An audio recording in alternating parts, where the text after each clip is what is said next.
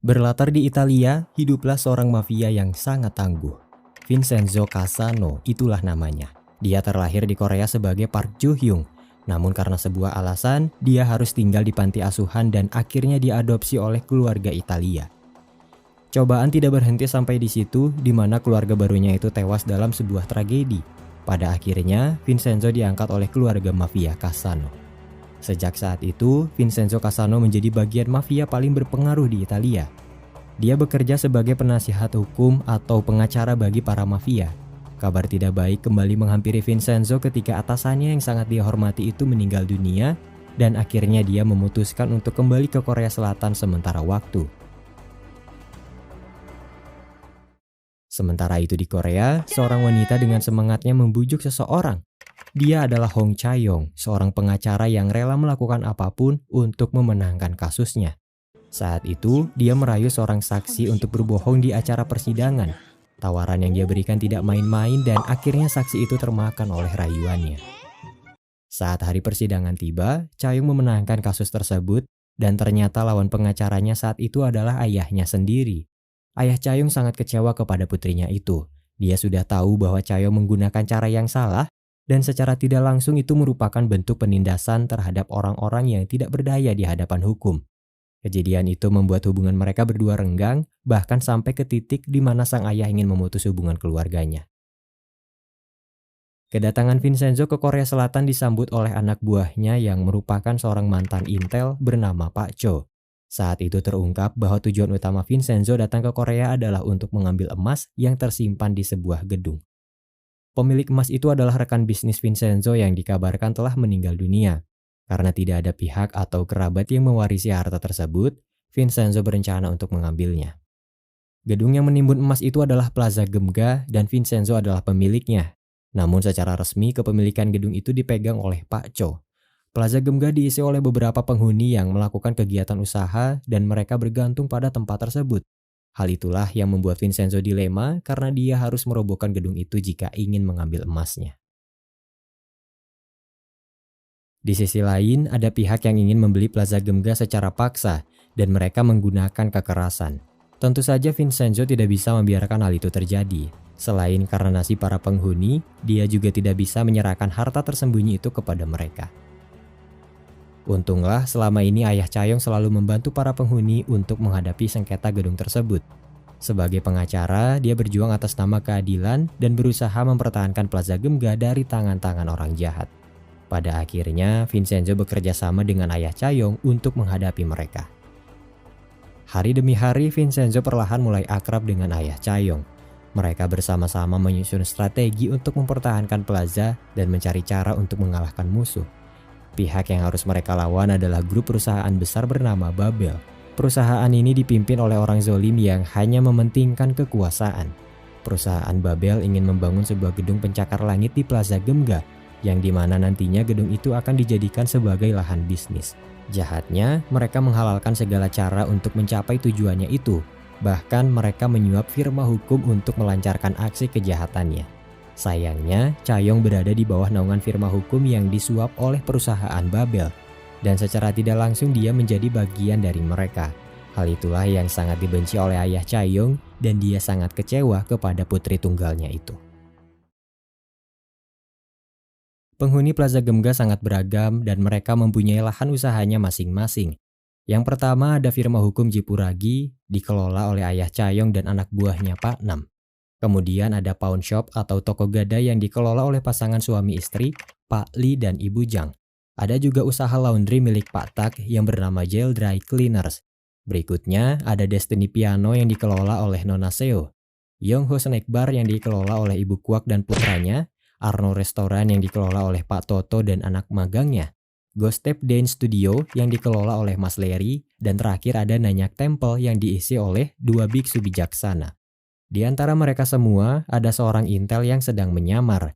Dia adalah Pak An, seorang agen yang berpura-pura magang di resto Pak Toto. Tujuan dia adalah memata-matai Vincenzo yang dicurigai sebagai mafia sejak pertama kali dia datang ke Korea. Suatu ketika, kepemilikan Plaza Gemga jatuh ke tangan Babel dan gedung itu akan segera dirobohkan. Vincenzo memutar otaknya untuk mengulur waktu agar dia bisa mencari cara untuk mengatasinya.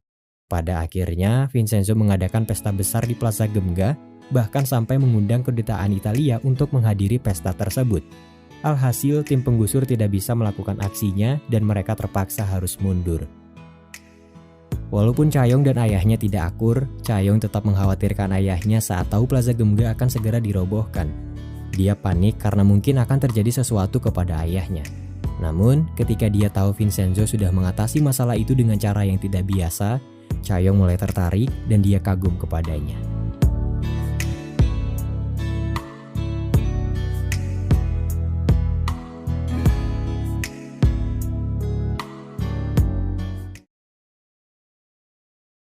Setelah kejadian itu, Cha Yong memaksa ayahnya untuk tidak membela Plaza Gemga lagi. Cha Yong tahu bahwa dia berada di pihak musuh dan dia sadar telah membela perusahaan Babel. Oleh karena itulah, Cha Yong meminta ayahnya untuk menyerah karena mungkin hal buruk akan menimpanya jika dia terus menghalangi. Akan tetapi, ayah Cha Yong menampik dan dia tetap berada dalam pendiriannya. Vincenzo yang mengetahui hal itu menasihati Cha Yong agar dia tidak salah memilih tempat untuk bernaung. Vincenzo berkata bahwa penyesalan akan datang di akhir dan itu bagaikan neraka terdalam dalam kehidupan. Sebelum pergi, Vincenzo meminta Cha Yong untuk meminta maaf kepada ayahnya sebelum terlambat. Tidak lama dari itu, Cha Yong harus menerima kenyataan pahit di mana dia harus kehilangan sang ayah untuk selamanya. Tragedi itu terjadi karena perusahaan Babel muak kepada ayahnya yang terus menghalangi mereka. Cha Yong sangat terpukul dan dia menyesal telah mengabaikan perkataan ayahnya selama ini. Pada akhirnya, dia memutuskan untuk keluar dari firma hukumnya dan bersumpah akan membalaskan dendamnya pada perusahaan Babel. Di saat yang sama, Vincenzo juga merasa kehilangan. Belum lama ini dia mulai dekat dengan ayah Cha Yong, bahkan hubungan mereka sudah seperti anak laki-laki dan ayahnya. Sejak saat itu, Cha Yong dan Vincenzo mulai dekat. Mereka berdua sama-sama melanjutkan keinginan ayah Cha Yong untuk terus membela kebenaran. Satu hal yang ditinggalkan ayah Cha Yong sebelum dia meninggal adalah petunjuk bahwa perusahaan Babel merencanakan kartel narkoba, dan dia sangat ingin menghentikan aksi tersebut.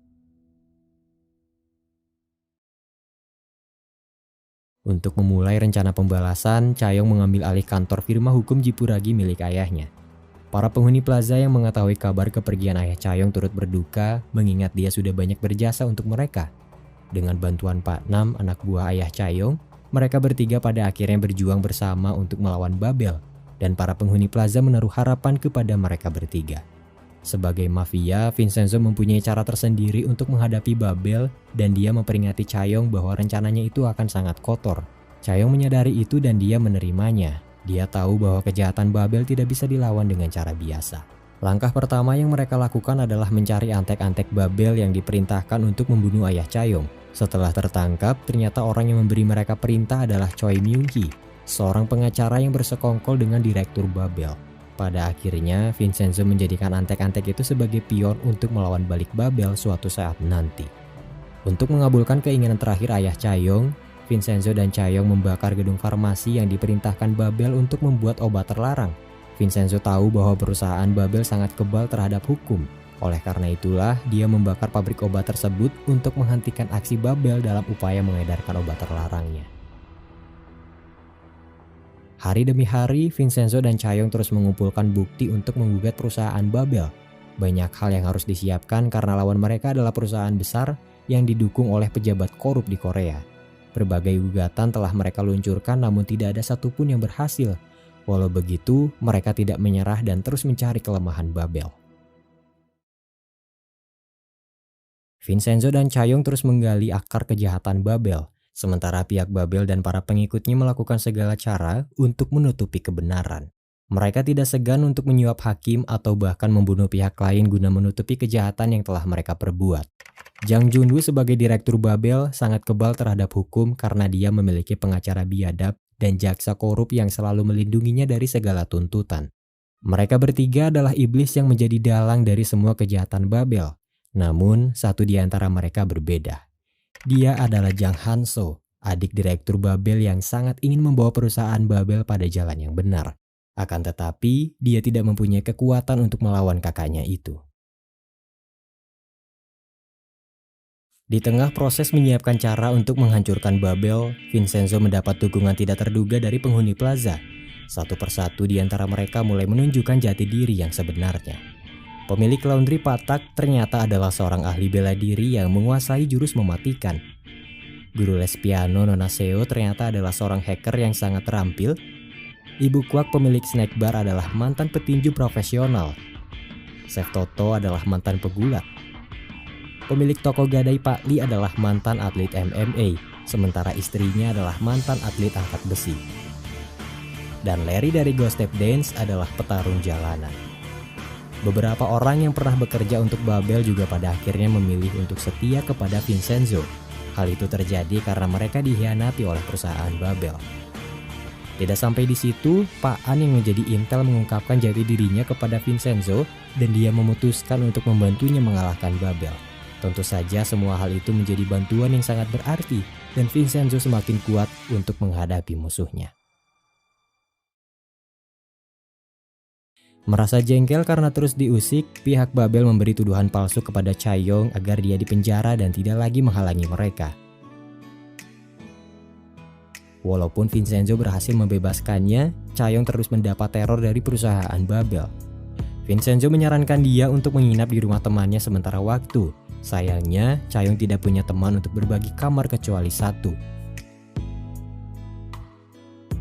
Pada akhirnya, untuk beberapa hari ke depan, dia menginap di apartemen Vincenzo yang sangat sederhana. Suatu ketika, Vincenzo dihadapkan dengan sekelompok orang utusan Babel yang juga ingin menyingkirkannya. Namun sayangnya mereka berhadapan dengan orang yang salah, karena bagi seorang mafia, melawan 3 orang sekaligus bukanlah sebuah ancaman. Vincenzo berhasil mengatasi masalah tersebut, dan Chaeyoung yang mengetahui kejadian itu diam-diam sangat mengkhawatirkannya.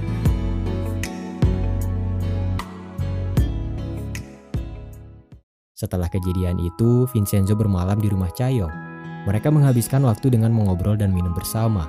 Hingga suatu ketika, Chaeyoung bertanya kenapa hatinya berdebar saat memeluk Vincenzo. Apakah karena dia dalam situasi berbahaya atau jangan-jangan karena dia menyukainya?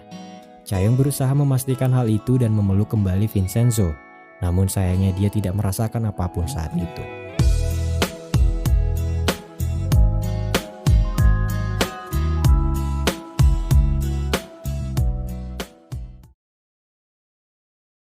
Vincenzo dan Chaeyoung terus mengumpulkan saksi dan bukti kejahatan untuk menghancurkan Babel di hari persidangan nanti. Dengan bantuan beberapa penghuni plaza yang ahli bela diri, mereka semua beraksi bagaikan mafia yang tak kenal rasa takut. Mereka menculik orang-orang yang berkaitan dengan Babel untuk mendapatkan kesaksian, kemudian mengancam mereka untuk memutus hubungan dengan perusahaan tersebut. Tentu saja Vincenzo selalu melakukan riset terlebih dahulu supaya mereka yang diancam benar-benar jera dan tidak mengulangi kesalahannya.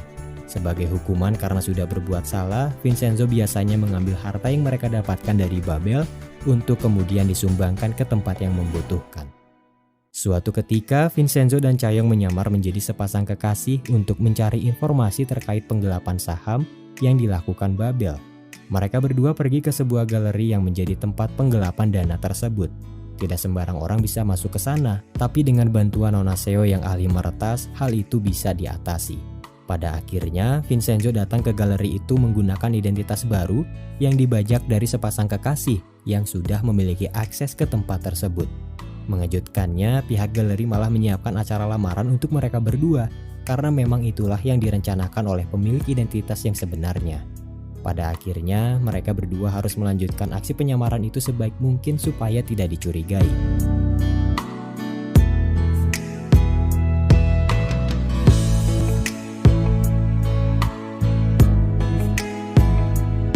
Setelah berhasil mendapatkan apa yang mereka cari, Vincenzo dan Chaeyoung pulang dan mereka menjadi canggung. Setelah mendapat banyak informasi dari berbagai pihak, Vincenzo akhirnya tahu bahwa emas yang dia incar selama ini bukan hanya sekedar harta karun. Di antara emas itu tersimpan sebuah dokumen rahasia yang berisi bukti kejahatan para pejabat di Korea, mulai dari korupsi, penggelapan, pembunuhan, dan sebagainya. Pada akhirnya, Vincenzo dan anak buahnya berhasil menemukan cara untuk masuk ke berangkas tersebut tanpa harus menghancurkan gedung. Dan setelah diperiksa ternyata file itu memang ada. Vincenzo menceritakan keberadaan emas dan file rahasia tersebut kepada Chaeyoung dan Pak An. Awalnya mereka sangat bahagia, tapi setelah tahu bahwa Vincenzo tidak bisa masuk lagi ke berangkas itu, mereka semua kecewa. Sesaat setelah mengambil file rahasia, Vincenzo dan anak buahnya tidak sengaja menjatuhkan satu-satunya alat yang bisa membuka berangkas tersebut. Namun untungnya Vincenzo sudah mendapatkan file pamungkas yang bisa digunakan untuk mengungkap kebenaran termasuk kejahatan Babel. Di sisi lain, keberadaan file rahasia yang disebut Guillotine itu sudah disadari oleh para iblis Babel. Mereka takut jika kebenaran akan terungkap, tapi mereka juga jadi berambisi untuk mendapatkan file tersebut. Karena dengan file itu, Babel bisa mengancam pihak-pihak terkait dan memanfaatkan mereka semua. Vincenzo memiliki kenangan pahit di Korea. Karena sebuah alasan, Vincenzo kecil harus ditinggal oleh sang ibu di panti asuhan. Dia sangat sedih karena sang ibu tak kunjung datang menjemputnya. Setelah diadopsi oleh keluarga Italia dan menjadi seorang mafia, dia selalu mengingat perbuatan sang ibu kepadanya. Hati kecil Vincenzo marah dan dia sangat kecewa. 5 tahun yang lalu, ibu Vincenzo dijebloskan ke penjara karena sebuah fitnah. Tidak ada satupun orang yang bisa membantunya, bahkan Vincenzo yang mengetahui itu hanya bisa menahan marah. Karena sebagai pengacara Italia, dia tidak bisa menjalankan profesinya di negara lain. Untunglah, mendiang ayah Chayong selalu ada di sisi ibunya itu. Dia bersedia menjadi pengacaranya walau tidak dibayar sedikit pun. Akan tetapi, ibu Vincenzo sudah menyerah dengan semua masalah yang menimpanya. Alih-alih melakukan sidang ulang, dia lebih memilih untuk mati. Ketika ayah Chayong bertemu dengan Vincenzo, dia menyadari bahwa pemuda itu adalah putra dari seorang wanita yang sering dia kunjungi di penjara. Dan setelah mereka akrab, ayah Chayong mempertemukan mereka berdua di rumah sakit karena kondisi ibu Vincenzo semakin buruk. Walau sudah saling mengetahui, mereka berdua berpura-pura untuk tidak saling menyadari. Vincenzo berharap sang ibu bisa mengenalnya dan meminta maaf atas apa yang telah terjadi. Sementara itu, sang ibu terlalu malu untuk mengakui dirinya sebagai orang tua. Setelah ayah Chayong meninggal, Vincenzo selalu menyempatkan dirinya untuk menemui sang ibu. Walaupun terlihat ketus, Vincenzo sebenarnya sangat peduli kepada ibunya. Hanya saja rasa kecewa masih mengganjal di hatinya. Mengetahui kegelisahan tersebut, Chayong perlahan menyadari bahwa Vincenzo dan wanita yang sering ditemuinya itu adalah keluarga. Chayong berusaha mendekatkan mereka berdua dengan berbagai cara. Pada akhirnya, Vincenzo dan ibunya memiliki waktu kebersamaan, walaupun itu hanya sesaat.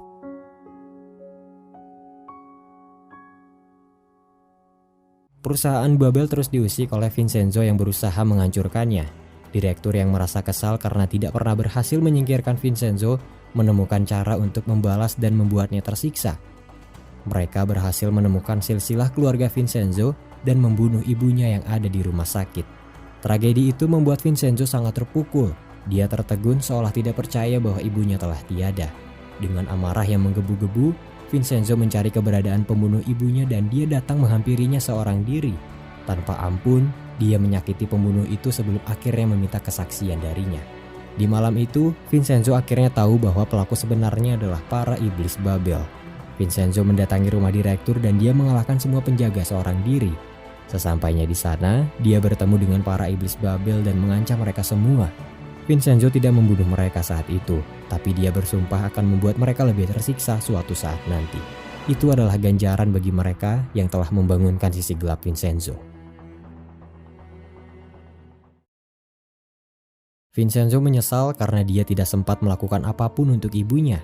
Dia juga menyalahkan dirinya sendiri atas apa yang telah terjadi. Air mata Vincenzo terus mengalir ketika dia mendapat surat dari mendiang ibunya.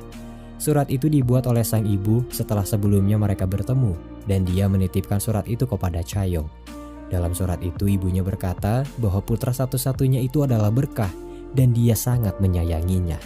Sang ibu juga meminta maaf karena tidak bisa ada di sampingnya untuk memberikan kasih sayangnya selama ini.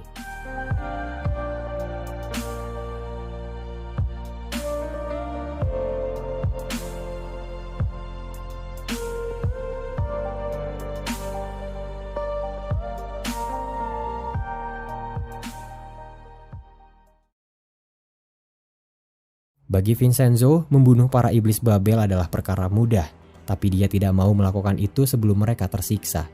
Karena bagi seorang mafia, membunuh musuh mereka begitu saja adalah sebuah bentuk kemurahan hati. Selama ini, adik direktur Babel berencana untuk mengkhianati kakaknya sendiri dan dia selalu berusaha mendekati Vincenzo. Namun, Vincenzo dengan terang-terangan menolaknya karena dia tidak mau menerima pengkhianat keluarga. Hanso berkata bahwa dia ingin mengembalikan perusahaan Babel ke jalan yang benar. Mendengar perkataan itu, Vincenzo berjanji akan menerimanya jika Hanzo bisa membuktikan bahwa dia benar-benar teguh pada pendiriannya itu. Di saat yang sama, jaksa korup yang mengikuti Direktur Babel juga mulai berkhianat. Dia berusaha mencari tempat perlindungan lain karena merasa Direktur Babel sudah tidak bisa melindunginya dari Vincenzo. Dia mendatangi kandidat calon wakil presiden yang korup dan meminta perlindungan darinya. Sebagai imbalannya, dia berjanji akan memberitahu lokasi file giulitin yang berbahaya itu kepadanya. Tentu saja itu menjadi tawaran yang sangat menggiurkan, karena dengan file itu, calon kandidat tersebut bisa menguasai Korea seutuhnya.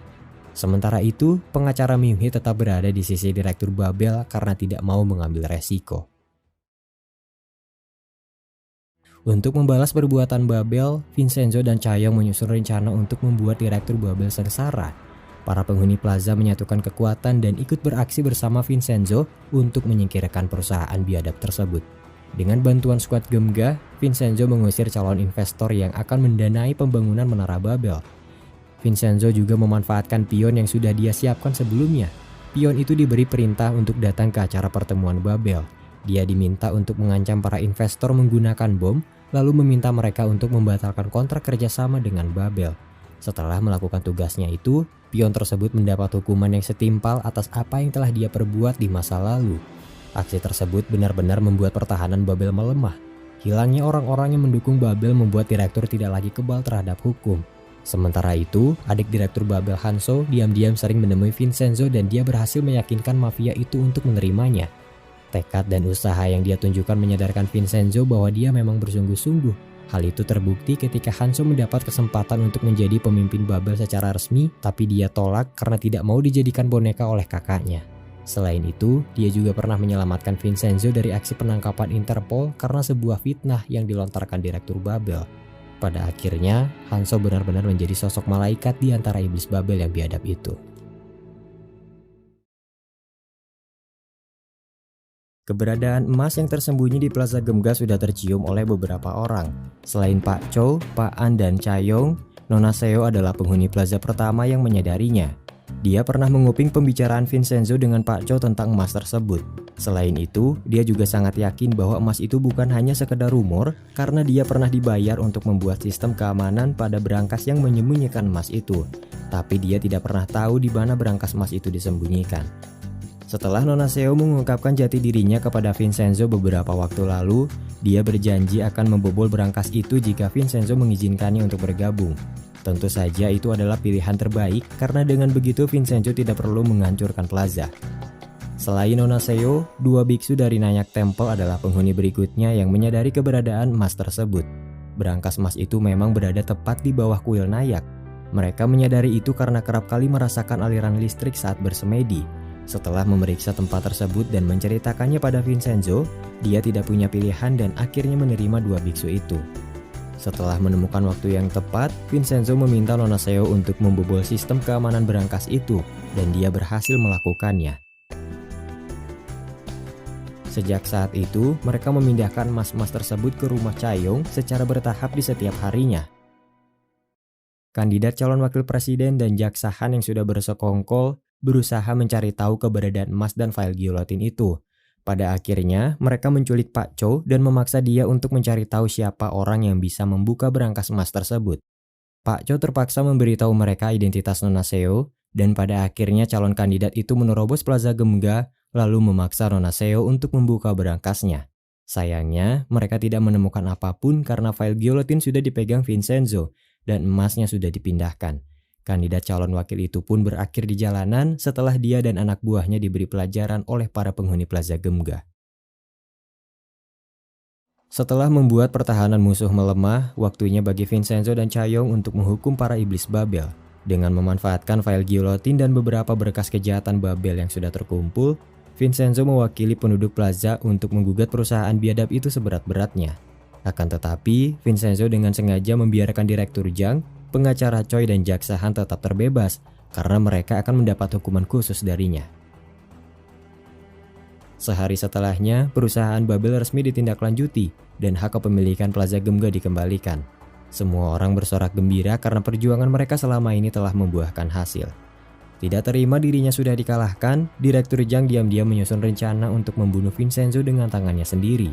Dia menyeret adiknya yang berkhianat lalu menculik Chaeyoung ke suatu tempat untuk memancing Vincenzo. Namun apa yang dia rencanakan gagal karena Chaeyoung melindungi Vincenzo dan seketika kondisinya kritis.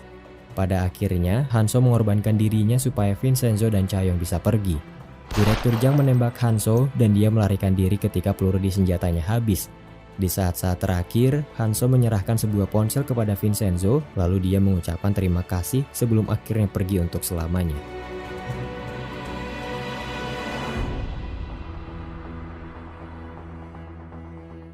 Di rumah sakit, Vincenzo berjanji kepada Chaeyoung bahwa dia akan membereskan semuanya.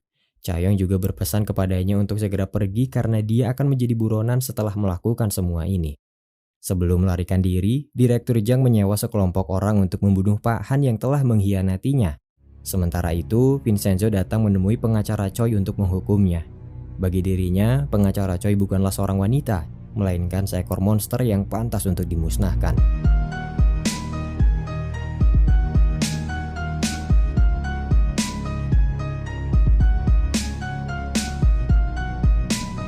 Setelah melakukan itu, Vincenzo melacak keberadaan Direktur Jang menggunakan ponsel yang sebelumnya diberikan Hanso. Ponsel itu sudah diatur agar bisa melacak keberadaan Direktur Jang. Di saat yang sama, para petarung handal dari Plaza Gemga juga berusaha melakukan yang terbaik untuk melacak dan menangkap pemimpin Babel itu.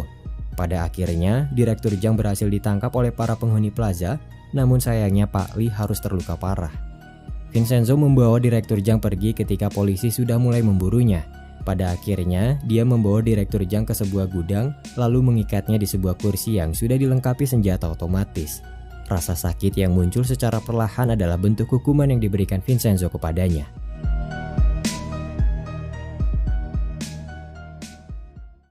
Sebelum pergi, Vincenzo bertemu dengan Pak Cho dan Pak An yang memberinya identitas baru, tapi data itu akan kadaluarsa dan dia harus segera pergi. Tiba-tiba saja, Chaeyoung datang memaksakan dirinya untuk berpamitan. Vincenzo memeluknya dan berpesan kepadanya untuk menjalani hidup dengan baik.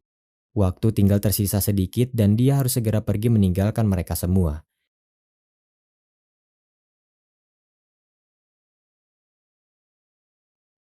Sebulan berlalu dan media melaporkan bahwa mereka masih mencari Vincenzo atas kejahatannya. Para penghuni Plaza melakukan yang terbaik untuk menjalani kehidupan mereka. File giulotin yang sangat dicari pihak Intel sudah diserahkan kepada Pak An. Nona Seo mendapat bagian emasnya, begitu juga dengan biksu yang sudah menyimpan patung emas Buddha. Sementara Chaeyoung, dia melihat pesan-pesan yang dikirim dari Vincenzo dan dia sangat merindukannya. Chaeyoung juga mendapat undangan ke acara perayaan hubungan diplomatik Korea dan Italia. Ketika Chaeyoung menghadiri acara tersebut, Vincenzo berjalan di sampingnya. Chaeyoung terdiam saat melihatnya lalu tersenyum. Vincenzo menjelaskan bahwa dia datang ke Korea menyelinap bersama delegasi Italia, tetapi dia harus segera pergi lagi di keesokan harinya. Vincenzo bercerita bahwa dia telah menjadi bos mafia dan sudah membeli pulau di Italia. Vincenzo berterima kasih kepada Chaeyoung karena sudah menyembunyikan emas di rumahnya. Vincenzo mengungkapkan bahwa dia akan mengundang Chaeyoung ke pulau pribadi miliknya karena di sana ada tempat khusus untuk orang yang dia cintai, dan orang itu adalah Chaeyoung. Vincenzo bercerita bahwa dia selalu memikirkan Chaeyoung sejak pergi meninggalkan Korea. Chaeyoung berkata bahwa dia tidak merasakan hal itu. Di saat itulah, Vincenzo membuktikan bahwa dirinya benar-benar mencintai Chaeyoung. Vincenzo harus segera kembali karena dia belum menemukan kebebasan di Korea. Perpisahan adalah kenyataan yang sulit untuk diterima, namun itu adalah bentuk konsekuensi dari perjumpaan. Perpisahan bukan berarti berhenti untuk menyatukan hati, meski tidak ada di satu tempat yang sama. Dan satu hal yang paling penting, perpisahan adalah pintu untuk pertemuan selanjutnya. Selamat tinggal, Vincenzo.